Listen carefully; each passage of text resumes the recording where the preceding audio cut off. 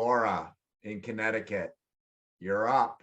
Oh my God, I'm like on the verge of tears and excitement. I am honored and in awe because as girl power, you think of doing what you actually did. Amazing. And thank you for this opportunity, Scott. I have a simple question.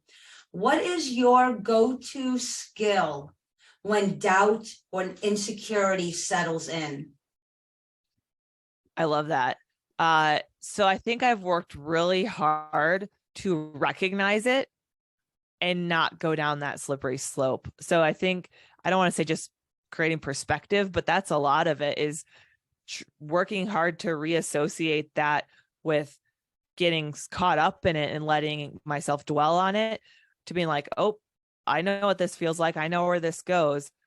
Like, what is the alternative to dwelling on this self-doubt? And I often ask myself, what is the worst case scenario? Like, what, by going and doing this thing, what is the worst thing that could go wrong? And I think I'm a little bit of an advantage, because asking myself that on the Thunderbirds, the answer was a fiery crash. And asking myself that now as a speaker and an entrepreneur, it's always, once I like actually lay it out, I'm like, oh, I could get on stage in front of this huge company that I've always wanted to speak to. I could forget what I'm saying.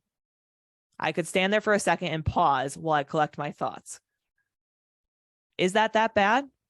No, I will forge ahead. And even if I skip a section of my script that I've memorized, they will never know, and life will go on. And they wouldn't have brought me there if they didn't already see my background and see what I'm talking about and think that it was valuable. And then I look at the other side of it.